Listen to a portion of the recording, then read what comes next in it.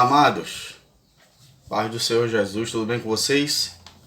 Iniciando mais um vídeo aqui para o canal, dando continuidade ao assunto anterior que nós aqui falamos, sobre a grande tribulação, que nós estamos falando, sobre o período da falsa paz, não é verdade? Onde a tríade satânica operará com a operação do engano, a operação do erro. Então, se você não assistiu o nosso vídeo anterior, assista, vá lá no nosso canal, pb.lucianoalexandre, e assista, você aprenderá muito a palavra de Deus e sobre a forma como o anticristo ele atuará na vida das pessoas. Ele será, meus irmãos, um célebre, na verdade, enganador. Ele enganará a todos aqueles que lhe derem ouvido. Ele será um homem persuasivo. Ele terá o poder de convencer as pessoas a lhe seguirem e também lhe adorarem. Ele causará a admiração e muitos dirão que ele será a solução para o seu país ou para o mundo em geral. Onde Israel o apresentará como o seu Messias, ao qual ele está lá a esperar. Então, vá lá no nosso canal, você que não é inscrito, se inscreva, divulgue os nossos vídeos para que a palavra de Deus alcance muitas gentes e eles possam entender o verdadeiro sentido bíblico e escatológico da palavra de Deus. E não deixe de deixar aquele gostei, porque assim o YouTube entende que você tem gostado dos conteúdos aqui neste canal colocado, ok, pessoal? Pois bem, eu quero compartilhar com vocês na segunda epístola de Paulo aos Tessalonicenses, capítulo 2, versículo de número 9 por diante, que diz assim.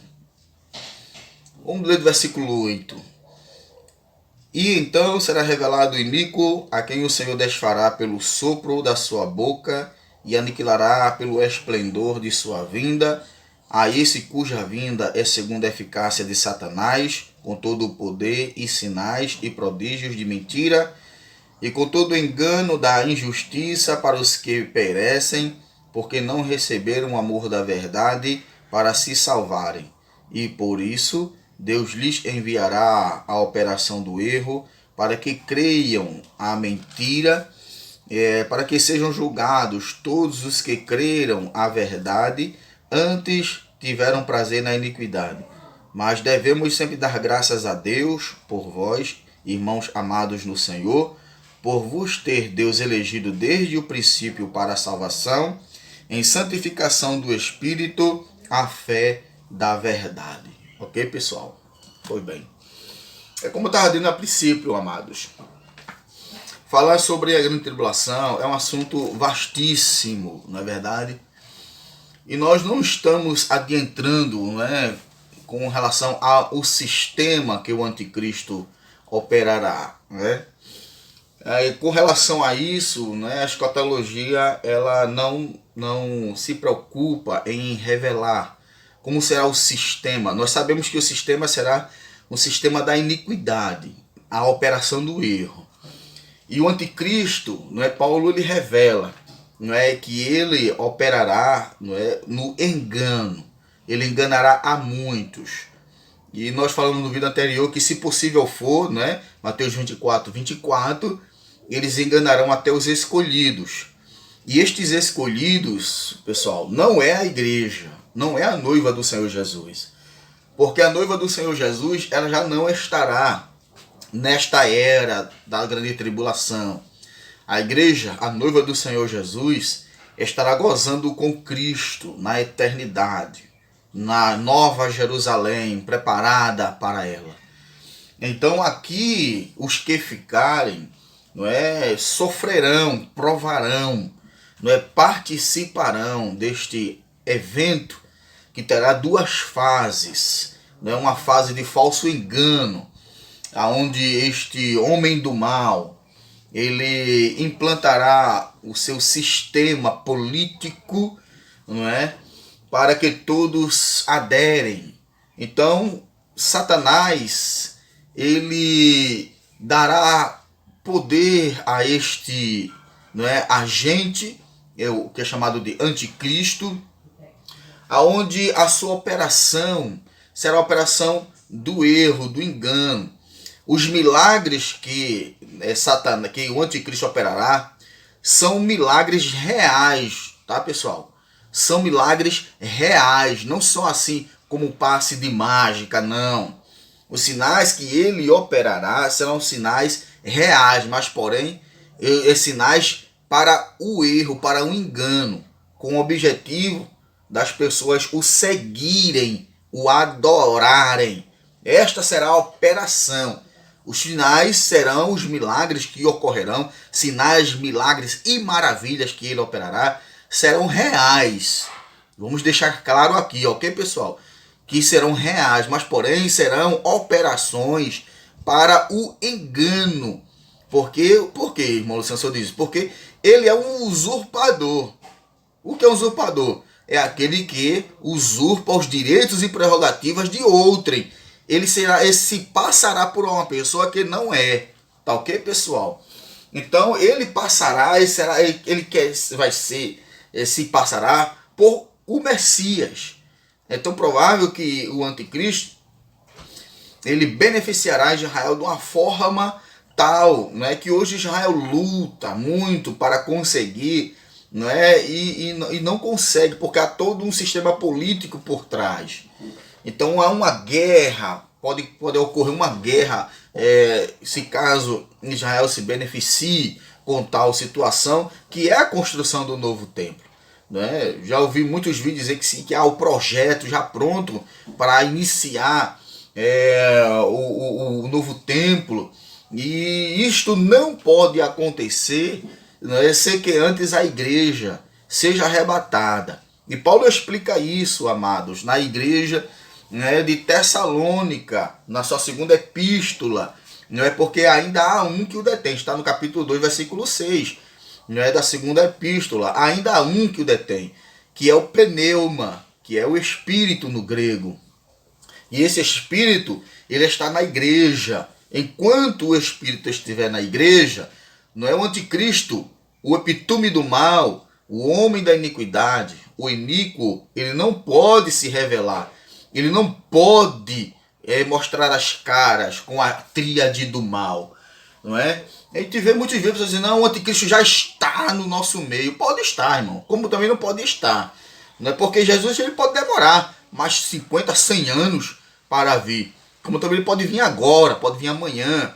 E nós explicamos num vídeo anterior, vocês podem ver, sobre os quatro tipos de vigílias romanas que os judeus aderiram quando o Império Romano tomou Israel. Não é? Existe a vigília das 6 às 9, não é? Que é a vigília do entardecer, da 9 à meia-noite, que é a vigília da meia-noite, a vigília das meia-noite às 3 da manhã, que é chamada Canto do Galo, não é verdade? E a vigília das 3 às 6 da manhã, que é a vigília do amanhecer. Então, Cristo ele pode vir em uma destas vigílias, irmãos. Não é verdade?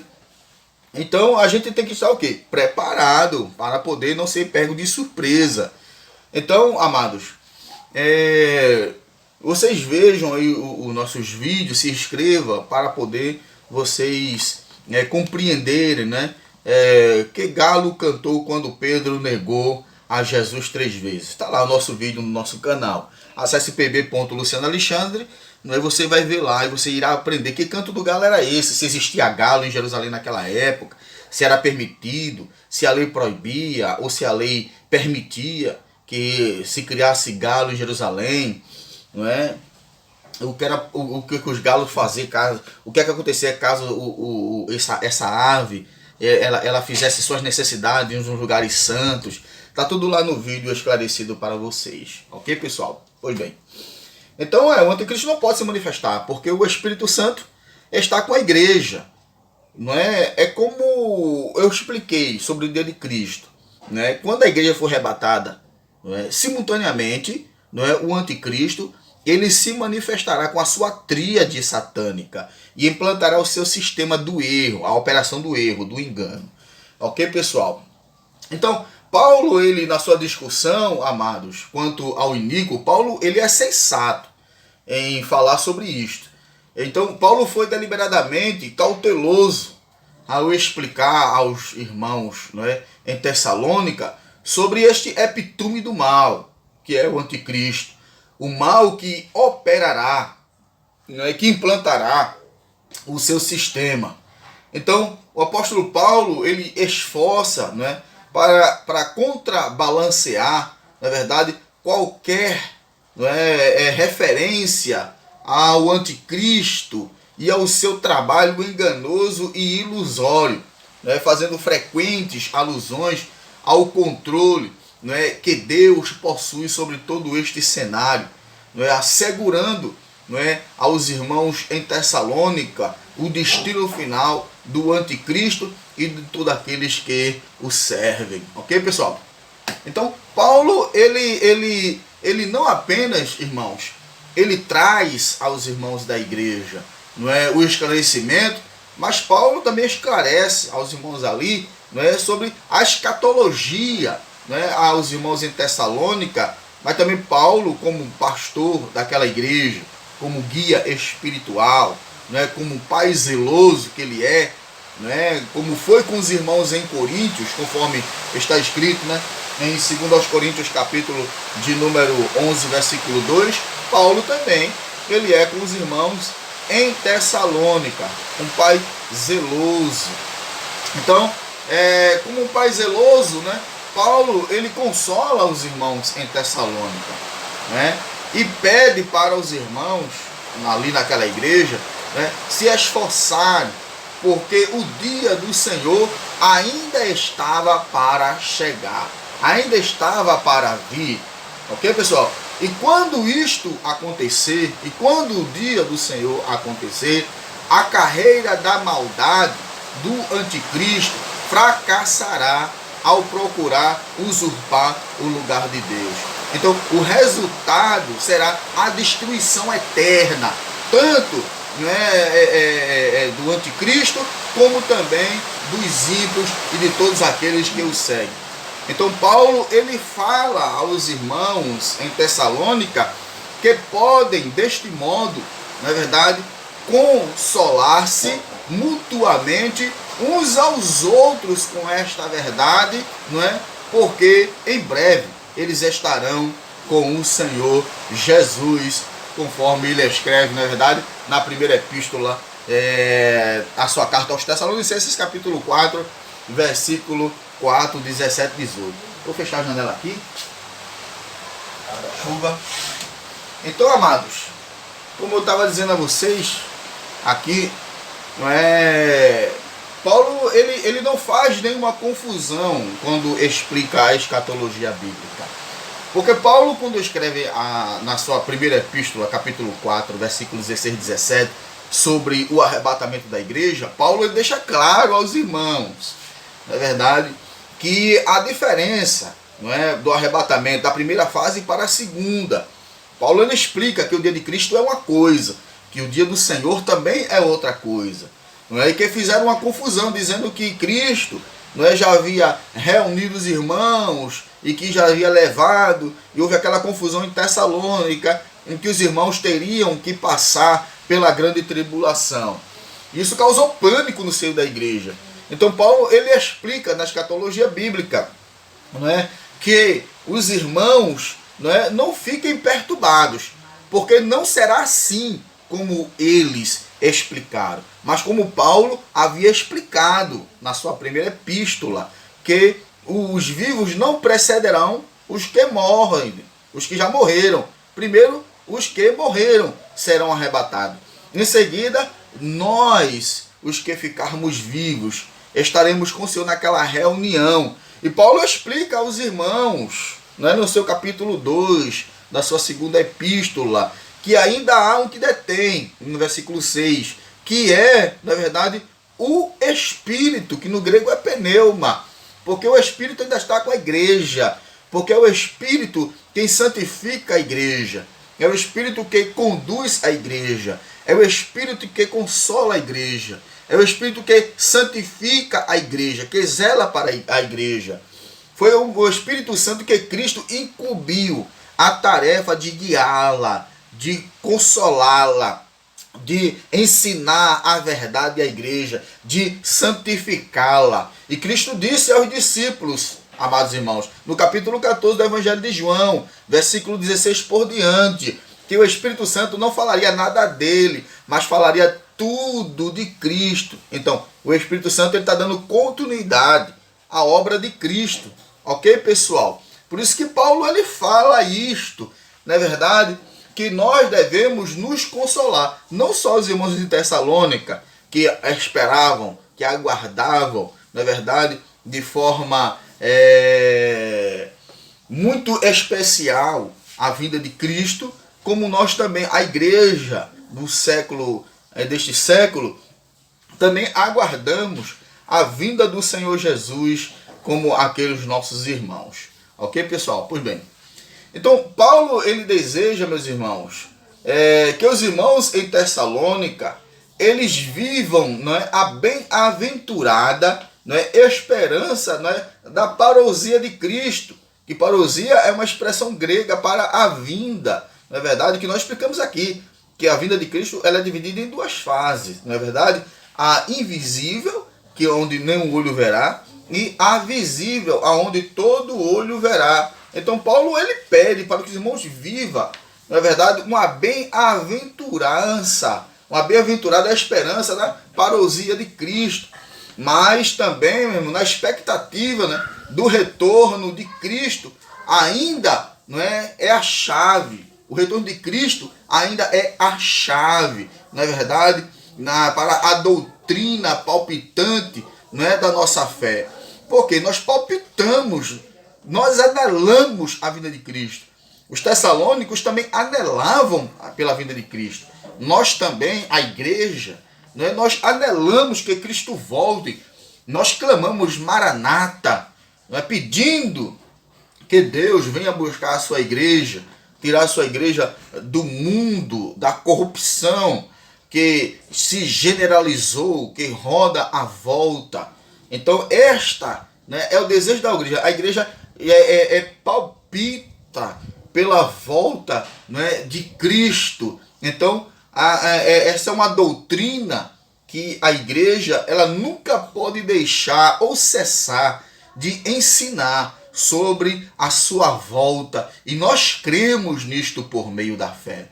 Que Cristo ele virá e levará a sua noiva para viver com ele ali na eternidade. Então, essa esperança nos dá força, irmãos, para servir a Cristo. Esta esperança nos motiva a decisão de perseverarmos mais e mais. Não é? Esta esperança da vinda de Cristo, ela nos incentiva a viver, né, igualmente, né, para trazer uma paixão para a evangelização, querendo que outros também experimentem, não é, esta salvação, este gozo, que eles bebam, não é, desta água viva, para que provem como é bom viver no poder do Evangelho, viver para Cristo, viver para Deus, viver para a sua obra. Então, é isto que nós devemos fazer. E foi isto que Paulo ensinou aos irmãos em Tessalônica, que eles vivam nesta expectativa. E nós temos que viver também nesta expectativa. Eu sei que a vida que nós vivemos hoje não é como dos nossos irmãos dos primórdios, mas nós temos que vivê-la pela fé. Quando nós vivemos pela fé, pessoal, as coisas mudam. A operação de Deus começa a se realizar nas nossas vidas. Viva nessa expectativa. Viva na expectativa do retorno de Cristo. Eu sei que muitos hoje já não vivem nessa expectativa. Vivem na expectativa do materialismo aqui, não é? ajuntando ouro, ajuntando prata. Isso não é pecado, meus irmãos, desde que o seu coração não esteja voltado nisto. Mas o que eu quero dizer é que muitos não estão mais se preparando como se preparavam para a vinda do Senhor Jesus, na santificação, no amor, no trato, na comunhão com os irmãos. Então, eu quero dizer a você, pessoal, não é, que viva nessa expectativa da vinda de Cristo, tá certo?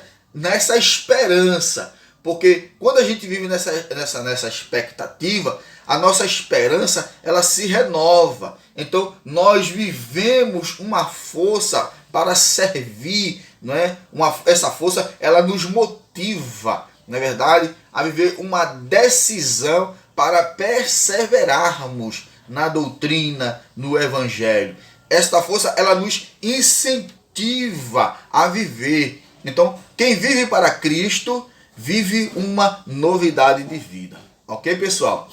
Então, o ensino de Paulo, ele nos oferece, pessoal, os meios necessários, né, para que sejamos, né, sábios a respeito do poder da iniquidade, né, que está operando no mundo em que vivemos. Satanás, pessoal, ele diligentemente está ativo, não é? No lugar, né,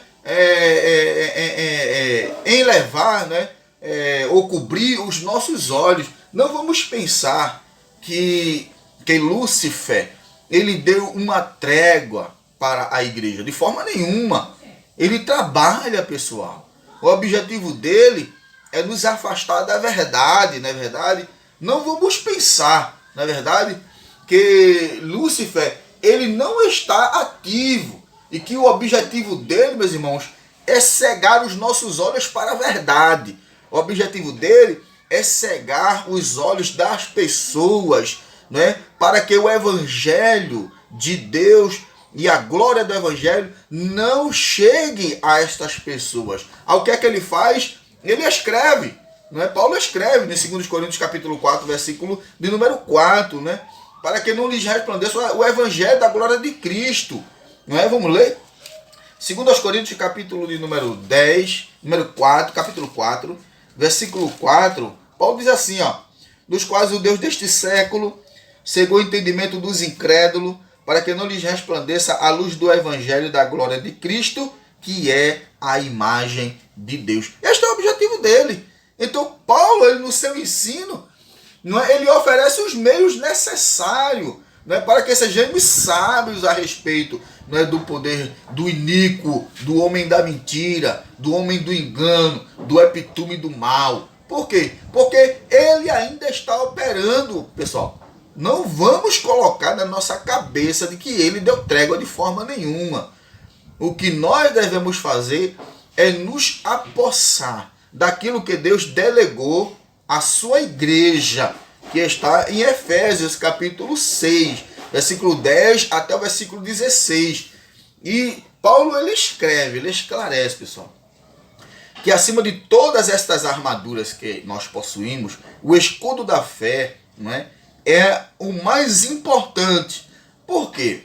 Porque é com o escudo que nós aparamos todas as setas inflamadas do maligno.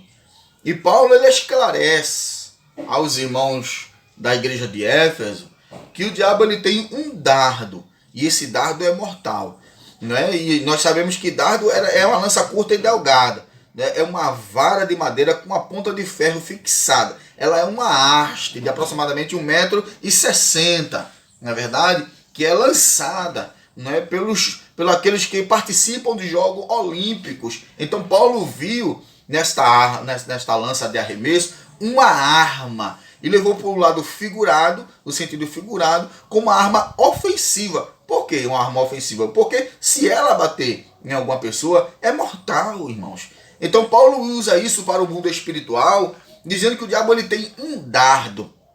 E que quando nós passamos essa palavra dardo para a língua portuguesa, o dicionário Aurélio vai dizer que dardo é dito mordaz, censura, fere, punge e magoa muito. Daí dá para vocês verem a arma que Lúcifer ele tem nas suas mãos. e que se nós não formos sábios a respeito do poder da iniquidade, do poder do mal, nós seremos afetados, pessoal, porque ele não dá trégua. Lúcifer, ele está ativo, pessoal. Ele está totalmente ativo. E Paulo, ele fala, como eu expliquei aqui, 2 Coríntios 4:4, que o Deus deste século cegou o entendimento.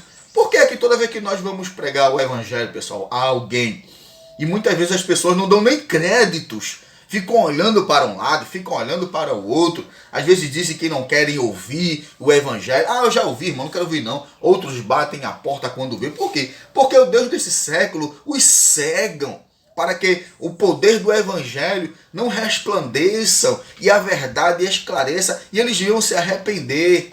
Porque o diabo, ele sabe o poder que o evangelho ele tem de transformar o mais vil pecador. O evangelho não tem mais poder para ele que está perdido.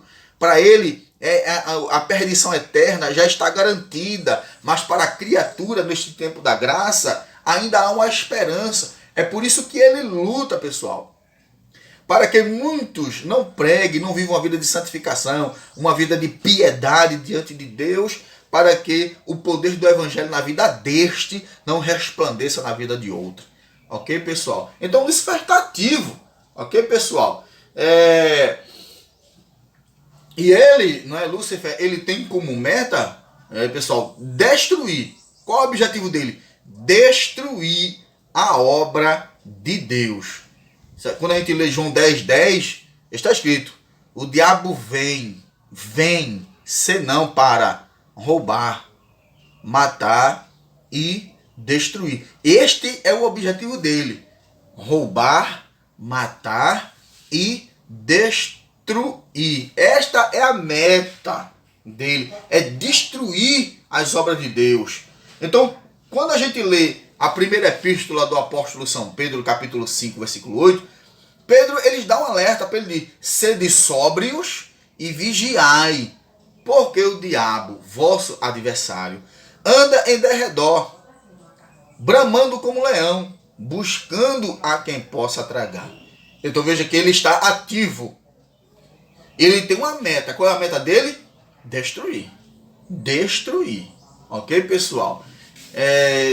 Em todas as suas, né, Paulo em sua primeira epístola, Paulo, quando ele escreve sua primeira epístola aos Tessalonicenses, capítulo 5, versículo 21, qual é a recomendação de Paulo? O que é que ele exorta aos irmãos em Tessalônica? Capítulo 5, versículo 21. Paulo diz: examinai tudo, mas retende o bem.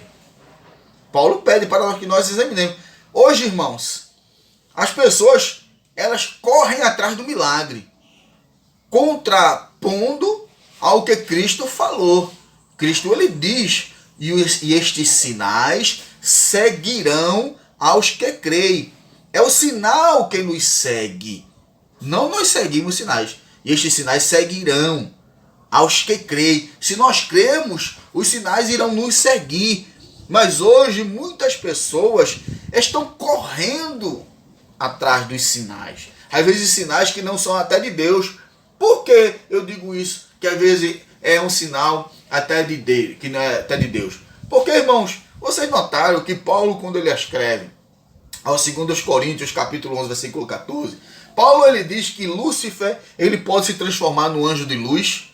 Às vezes é um espírito de engano que atua na vida daquele cristão, na vida daquele que dá lugar, e a gente pensa que é a atuação de Deus, mas desde que é o espírito do engano, né, nos trazendo palavras enganosas para que creiamos. E quando a gente crê, meus irmãos, nós acreditamos na operação do erro.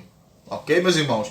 Então Paulo, ele explica, né, aos irmãos na igreja de Tessalônica, para nós examinarmos tudo. Examine, irmãos. Se for profecia, examine. Não é? Se for palavra, examine tudo. Paulo diz: examinai tudo e retende o bem. Aí Paulo diz no versículo 22 do capítulo 5 da primeira epístola aos Tessalonicenses: abstendei-vos de toda a aparência do mal. Não corra atrás de milagres, atrás de sinais. Deixe que os sinais acompanhem você que crê. porque sendo assim você cumpre a palavra do Senhor, ok? Então, é como eu falei, o Satanás ele tem poder de transformar-se, na verdade, em anjo de luz, né? Como Paulo ele diz, 5:22, na primeira epístola, abstendei-vos de toda aparência do mal, porque este é o objetivo de Lúcifer, enganar, para que as pessoas fiquem a seu favor. Será isto quando a igreja for arrebatada. Ele terá o poder de persuasão, de convencer as pessoas, e convencerá, né? E Satanás dará tanto poder a ele que ele fará sinais no céu e na terra. Se possível, até fogo do céu cairá. E muitas pessoas o terá como Deus. É como Paulo fala, o Deus deste século. Não é verdade, pessoal? Então que Deus abençoe a todos vocês. Que Deus ajude. Que possa viver uma vida de pureza, de santidade. Viver, né, como escreve o autor aos Hebreus. Não é verdade? Que nós devemos, ter paz uns com os outros, porque sem isso, nós não veremos o Senhor. Seguir a paz com todos e também a santificação, sem a qual não veremos o Senhor. Que Deus abençoe a você, a sua vida, o seu lar. Não se esqueça de se inscrever no nosso canal, nos dê essa força, para que possamos chegar mais além e trazer uma qualidade melhor, de aulas, de ensino para vocês. Ok, pessoal? Deus abençoe. A paz do Senhor Jesus.